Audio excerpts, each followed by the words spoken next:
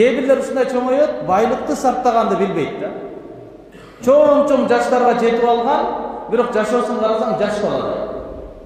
Өзүнүн алдындагы нерсени такыр бирөөгө бергиси келбейт. Бирөөнүн алдындагы нерсеге суктана берет, ошого умтула берет.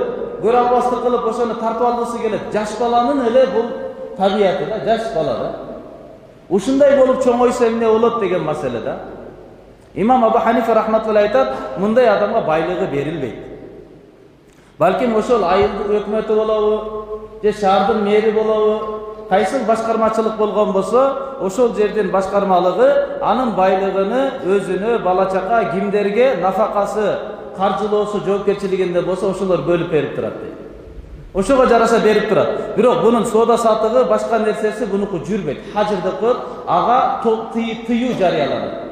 Ал адамдын соода сатыгы аласа бересе кылганы иш жүзүнө ашпайт, орундалбайт. Түзгөн келишимдери орундалбайт, эгерде байлыкты сактоону билбеген болсо. Качан ушундай уланат десе, Абу Ханифа рахматуллахи айтат, өзүнүн пайдасына болгон нерсе кабыл боло берет. Мисалы, белек алып келсе кабыл кылды, өзүнүн пайдасына. Себеби кылган келишимдер үчкө бөлүнөт да. Бирөө жалаң зыян, мисалы, аялыма талак берип берди, кулу боло турган болсо кулун азат кылып берди, өзүнүн зыянына кыла турган нерселер. Бул жүрбөйт алардыкы. Экинчиси, анда пайдасы бар нерселер. Пайдасы бар нерселер кайсыл? Ошол кабыл алуу. Бирдеке берсе кабыл алат. Белек, бекче, башка нерселер, мурас кабыл алат. Кабыл алгандары жарай берет мунука дейт. Үчүнчүсү бар, пайдалуу анан зыяндуу. Экөө тең ыктымал. Соода сатып же пайда болот, же зыян болот. Келишимдер же пайда болот, же зыян болот. Ушундай нерселерде бунуку дагы тыюу жарыяланат, мунун деле кылган келишимдери жарабайт. Канча жашка чейин барат? 25 жашка чейин барат. Эмне үчүн 25 жаш десе, себеби 25 жашка жеткенде ал чоң ата деген атка конот экен да. Имам Абу Ханифа рахматуллахи айтат, 25 жаштагы адам чоң ата дейт. Бизде чоң аталар деле акылга кирбей атабыз да. Чоң ата болуп алып дагы эле намаз жок. Чоң ата болуп алып ата-энени менен дост айырмала албайбыз. Чоң ата болуп алып түбөлүктүү жашоо менен убактылуу нерсени айырмала албайбыз.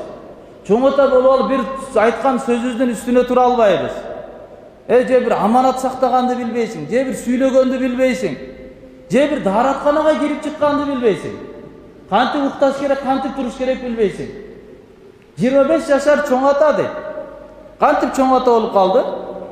Себеби 12 жашында балакатка жетет. Орто эсеп менен мисалы 12 жашта ата боло ала турган деңгээлге жетет. Балалуу боло ала турган деңгээлде. 12 жашта балалуу болду. 6 айда эң аз мөөнөт дегенде 6 айда төрөйт. Мурдакы заман. Эми азыр вакуум бар, башка бар, андан дагы жаштарды да сактап калып атышат. 6 айда төрөйт.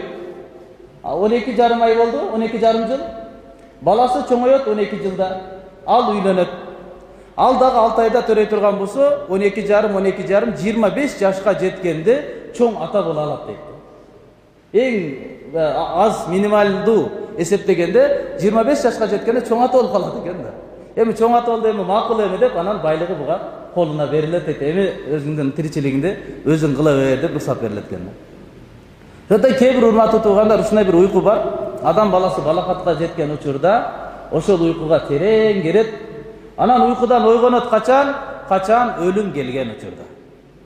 Өлүм келип жаны чыгып атканда азап периштелери келип анын бара турган жерин көрсөтүп, жанын ушундай бир ачуулук менен бир учурда 3000 жолу урулган кылычтын оорусу, улакты тирүүлөй сыйрып алган, терисини сыйрып алгандагы болгон жан ачуулар, жан чыкканда сол тараптан чыгып баштайт. Кайсыл дене мүчөдө күнөө кылынган болсо, ошол күнөөнүн тообасын пенде кылбаган болсо, тооба кылган болсо 100% касам ичип айтабыз, Курандын сөзү, тооба өз шарты менен кылынса, Алла Таала кандай күнөө болбосун күнөөнү кечирет.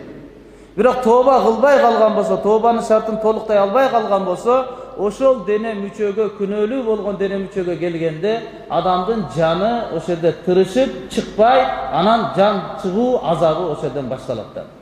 Мына ошол учурда анан адам баласы ойгонуп түшөт экен да уйкуданчы. Ойгонуп, охо, бул жакта да жашоо бар турбайбы? Бул дүйнө эле эмес экен көрсө, бардыгы түштөй эле өтүп кетти.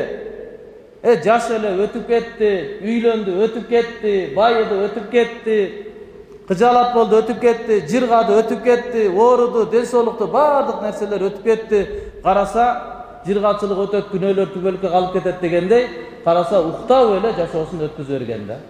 Өлгөндөн кийин анан ойгонду, Кудайым баардыгыбызды мындай уйкудан сактаган болсун. Ошондон урматтуу туугандар, сиз менен биз үчүн дин, ислам дини келген баардык уйкулардан ойготуу үчүн, жүрөк уктабасын ойгобосун, адамдын мээси уктабасын ойгобосун, адам менен болгон мамиледе уйку менен кылып койбостон ойго мамиле кыл. Жумушта иштесең ойго иште, ата болсоң ойго ата бол.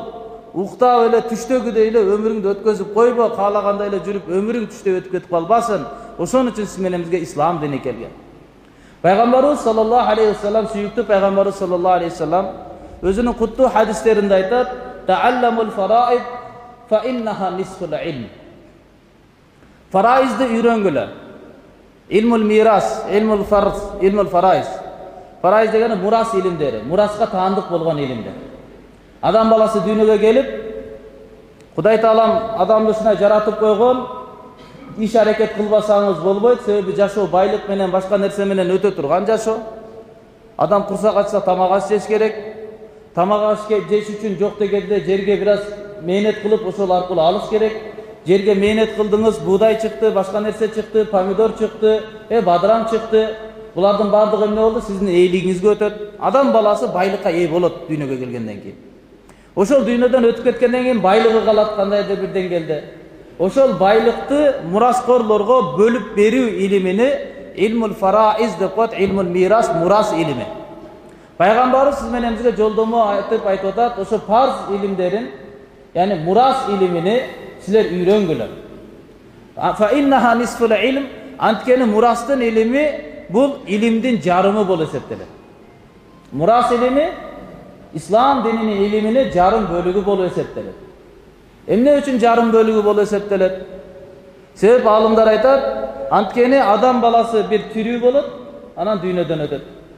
Тирүү болгон учурундагыга байланыштуу илимдер бул өзүнчө жарым илим, өлгөндөн кийинкиге байланыштуу илим бул мурас илими, демек бул жарымы болуп, ошондуктан мурас илими жарым болуп эсептелет. Кээ бир алымдар айтат, бунун жарым илими деген себеби калган канча өкүмдөр болсо, ошол өкүмгө байланыштуу мурас илиминин өзүнүкү ошонун жарым карама каршысында турат.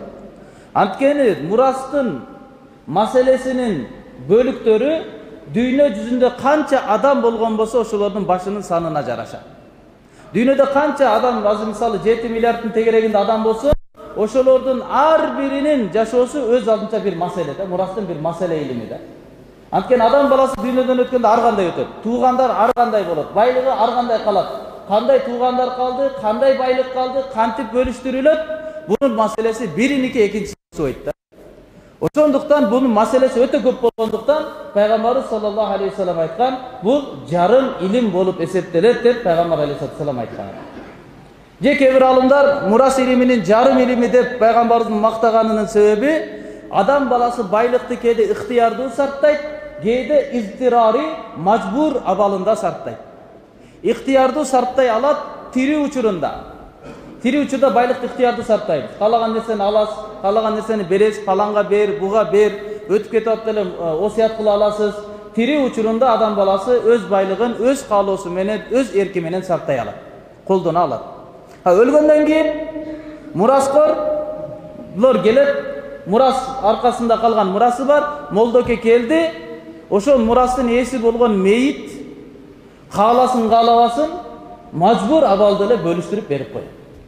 Кур'ан хадис көрсөтмөсүнө ылайыктуу бөлүштүрүп берип коет. Демек кээ бир байлык өз эрки менен сарпталат, кээ бир байлык эрксиз, мажбурлуу абалында сарпталат. Ошондуктан жарымы деп айтылган дейт да. Эки карама каршы болгондуктан бул жарым илим болуп эсептелет, мурас илими депчи. Өтө чоң илим. Мурас сиз менен биздин жашообузда өтө зарыл, керек нерсе. Эгер мурастын маселесин сактабастан эле ата энеңизден калган үйгө сиз ээ болуп алган болсоңуз, ошакта жашаганчалык канча жашайсыз, ошонун баардыгы сизге күнөө болуп саналат. Тартып алынгандай эле үй болуп калат да. Биздин мазхабта намаз окусаңыз, намаз жайыз. Мисалы бирөөнүн жай намазын тартып алдыңыз. Урулук деп жашырын, көрсөтпөй кылганды урулук деп айтат. Тартып алуу деген билип турса эле алып алдыңыз да. Алып анан алып келип күнөө тартып алдыңыз да. Анан алып келип жай намазды салып, анда тахажжуд окуп атасыз. 5 мал намаз окуп атасыз. Эмне болот десе, биздин мазхабта Абу Ханифа рахматуллахи мазхабында боло берет. Намазы дурус болот, бирок кылган кыймылы күнөө болот. Тартып алганы күнөө. Анын үстүнө окуган намазчы намазы дурус. İmam Şafii rahmetullahi, Muhammed ibn İdris Şafii rahmetullahi aytат, "Жок, bunun namazı durus emes. Sen günögө ibadat bul Allah'ın nimet, Allah'ın jakşılığı. Allah'ın jakşılığı hiç kaçan günögö tartipleştirilbeyt deyt. Günөө arkылуу Allah'ın jakşılığı bekemdelbeyt, işke aşpayt. Misalı kudalaşуу tuğançılığı var. Durab, ayal alasız, ayalыңыз менен болгон жакындыктан сизге туğançılık келет. Анын ата-энеси сиздин ата-энеңиздей болуп калат, туğançılık мамилеси келет. Hurmatul musahara деп коет. Бул дагы мисалы имам Шафи рахматуллахи айтат, зина кылып койгон болсо бирөө менен буга туğançılık бекемделбейт. Биздин мазхабта күнөө болсо деле бирок кылган иш аркылуу өкүм тартиптешиле берет. Жай намаз тартып алдыңыз, бул күнөө. Бирок үстүндө намаз окуй турган болсоңуз, намазыңыз намаз болуп эсептеле берет, бирок тартып алгандын күнөөсү бар мойнуңузда турат. Ошондой эле үйдө эгерде сиз тартып алуу ыкмасында эле болуп калды, себеби мурастын илимини сактаган жоксуз. Мурас бөлүштүрүү аземинин шарттарыны сактабастан өзүңүз каалагандай эле үйдө алып алдыңыз, туугандарыңыз менен бөлүшпөдүңүз, алардын ыраазычылыгын албадыңыз, анда эмне болуп калат? Бул үйдө жашаган сайын сиз ал жерде күнөө аласыз да. Сиз тартып алган үйдүн ичинде жашап атасыз. Мурастын илимине жараша жашайлы, мурасты илимге жараша бөлүштүрөлү десең, адамдар айтат, бир эле үй калат да. Ал үйдө анын балдары, кичинекей баласы ата-энесине караган, туугандарын баары да ошого ыраазы болот, кичинекей баласын эле калтырып коебуз депчи. Бул макул, бир үй калган сүрөттө. Бирок адамдар, бай адамдар өлбөйбү. Бирок сумдун кожоюну дүйнөдөн кайтпайбы? Гумдун кожоюну дүйнөдөн кайтпайбы? Азия молдун кожоюну дүйнөдөн кайтпайбы? Бирок аркасынан 10 заправкасы бар, 100 заправкасы бар адамдар дүйнөдөн кайтпайбы? Толтура бал дүйнөсү менен адам дүйнөдөн кайтат. Анын мурасына кантип бөлүштүрөсүң? Бирок эгерде илимге келбей турган болсоң, анда анын мурасына кантип бөлүштүрөсүң? Ортодо ызычуу болот. Канча деген туугандар мурас бөлүштүрүүнүн себебинен ортодо мамиле бузулуп кеткен. Үй мага калат, сага калат болуп отуруп, жок мен башында бардыгы күмөн менен, ой менен жүрө берген. Жаш баласы кичинекей кичүүсү айткан үйдүн кичүүсү, мен ата-энемди карап атам, мага калат деген. Ал жактан жесир болуп бир эжеси турмушу келишпестен, турмуштан ажырап келип калган. Ал ойлогон бул үйдө мен калам, бул эркек башы менен чыгып кетет деген. Ар ким ар кандай күмөн менен келип отуруп, акырында келгенде анан ызычуу ортодо талашмай да. Байлыктын себебинен ортодо талаш тартыш. Байлык бизге берилген тууганчылык мамилени куруу үчүн, достук мамилени чындоо үчүн, кошуна менен болгон мамилебизди бекемдөө үчүн, байлык мамилени дүйнөнү оңдоо үчүн берилген, анын себебинен бири-бирибизине кырылыш үчүн эмес да. Өзүнүн напсын деп бири-бирибиздин укугубузду төөлөп, бири-бирибизди тебелөө үчүн байлык берилген эмес. Бир кембагал жолдон кетип бара жатыптыр. Кетип бара жатса, жолдон бир кичинекей кутуда байлык таап алды. Алып карады. Алып ичин ачса, ичинде бир тыйын бар экен. Ошо мурдакы бир динар, бир алтын тыйын бар экен. Аябай сүйүнүп кетти. Бир апасы тирүү эле. Ал туруп айтты, бул мен байлыкка апама барып туруп, апама сүт алып беремин dedi. Десе эле оорлошо түштү куржун. Кайра ичини ачты. Ичини караса, ичинде 10 динар болуп калыптыр да. Анан дароо ичинде ниет өзгөрдү. Жок, мен бул байлыкка апама бир сыйыр алып берем, бир уй алып берем. Ошол уй аркылуу мен күндө апакеме эрте мененде сүт саап, ысык сүт биширип беремин dedi. Десе эле кайра да оорлошо түштү да. Куржунчаны ачса, ичини караса, толтура байлык келип калган да. Анан ойлоду, мен буга эми уй дагы эмес, балким үй бир аз суук болуп атат, кышта апакем кыйналып калып атат, кыш келип калды. Мунун ордуна мен үйдү жакшылап жылуулайын, үйдү ремонт кылайын, апам жакшы жылуу жерде жашасын деп ниет кылса эле дагы чоңое түштү куржуну. Ичин караса өтө көп байлык. Анан ойлоду, охо деди, апам менен аялым аябай кыйналып атты эле. Апам менен бир аз келише албай жатты эле. Андан көрү жаңы бир үй алайын да, аялым менен ажырап чыгып кетейин, апама келип кызмат кылып турайлы. Ошол эски үйдө апам тура берсин деген ойго келип калды да. Дегенде кайра куржуну кичине түштүрүп ичине ачса баягы 1 тыйын калып калды да. 1 тыйыны калып калды. Меники дегенден кийин урматтуу тууган жашоодо береке болбойт да.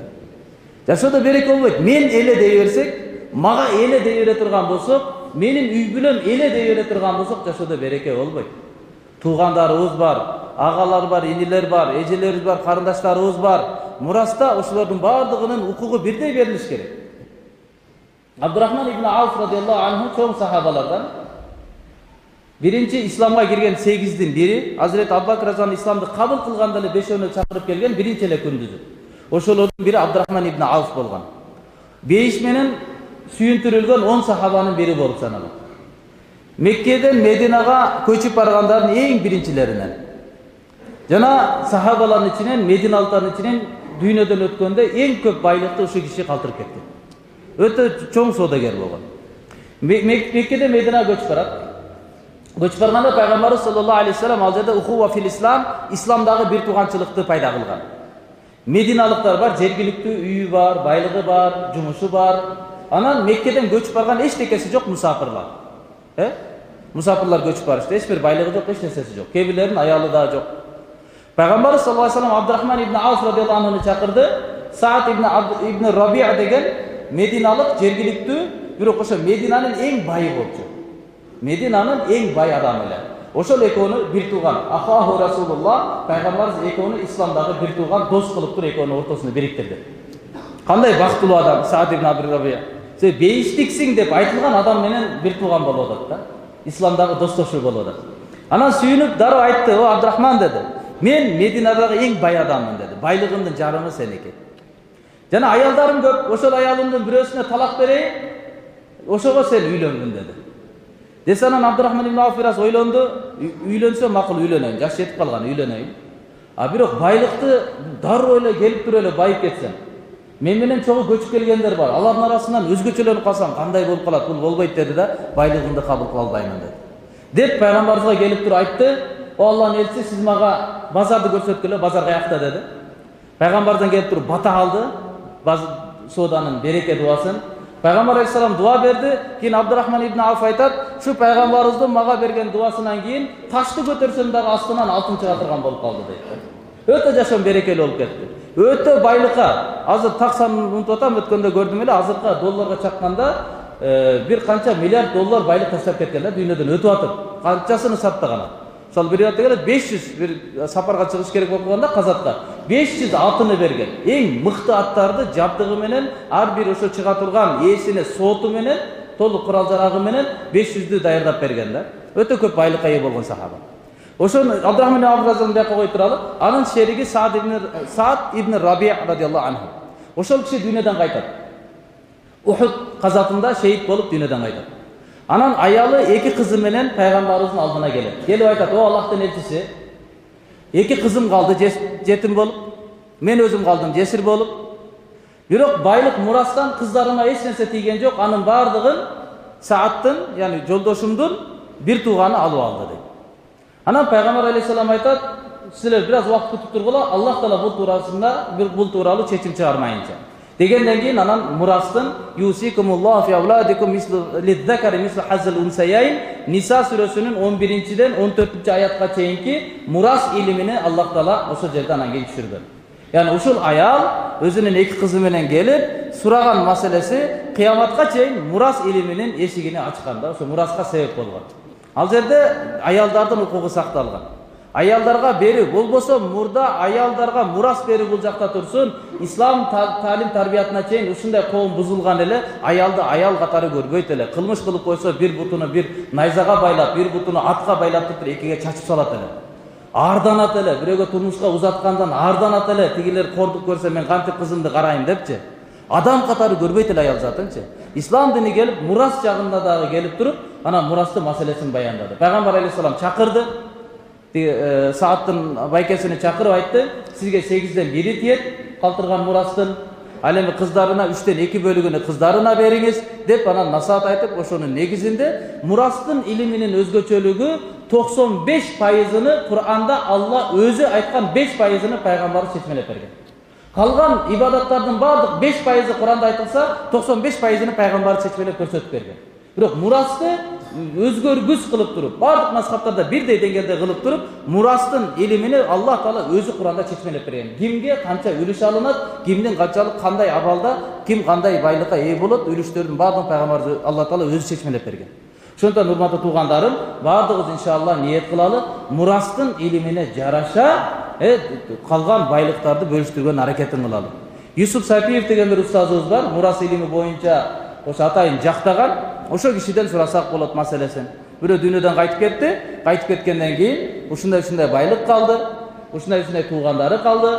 Ошону кандай маселе менен кантип ортодон чечип алсак болот деп кайрылып, ошо мурастын илимине жараша жашообузду куралы иншалла. Аллахым баарыбызга амал кылганга мүмкүнчүлүк берсин. Мурастын негизги бөлүнүшү 3кө бөлүнөт дейт. Биринчи маданияттык мурас болот. Экинчи тарыхый мурас болот. Үчүнчү анан диний мурас бар. Маданияттык мурас деген эмне? Мисалы күйлөр бар, ооз-эки келе жаткан дастандар бар, маданияттык мурастар. Тарыхый мурастар бар, тарыхтан уланып келе жаткан нерсе. Кудулдар айткандай, силерде эмне курулуш болбой атат Кыргызстанда десе, биз тарыхты сактайбыз дейт. Тарых кандай болгон болсо, ошондой сактап калып атабыз дегендей, тарыхый мурастар бар. Мисалы Өзгөндөгү буранабыз, Токмоктогу бурана, тарыхтан калган мурастар бар. Булар деле аманат, буларды деле биз сактап калыш керекпиз. Үчүнчү мурастын түрү бар, бул диний мурас, диндеги мурас бөлүштүрүүнүн илими. Диний мурас эң чоң мурас кайсыл? Динден ким үлүш алган болсо. Буну деле пайгамбарыбыз саллаллаху алейхи вассалам мурас деп айткан. Пайгамбарыбыз алейхиссалам айтат: "Ал-улама варасатул анбия." Уламалар, илимдүүлөр, молдокелер бул пайгамбарлардын мураскорлору. Анткени пайгамбарлар алтын, күмүштү өзүнөн кийин мурас кылып калтырып кетпеди. Алар өзүнөн кийинки муунга илимди, билимди мурас кылып калтырып кеткен. Ким ал илим мурасын алган болсо, анда ал эң чоң үлүштү алыптыр. Пайгамбарлардан калтырган мурасын эң чоң үлүшүн ошолор алыптыр дейт. Демек эң чоң мурас бул не? Илимге айтылынат. Илимди алган адам эң чоң мураскор болот. Бир жолу Азирет Абу Хурайра радиаллаху анху базарга барып калды. Базарга барса, базардагылар базар менен алек.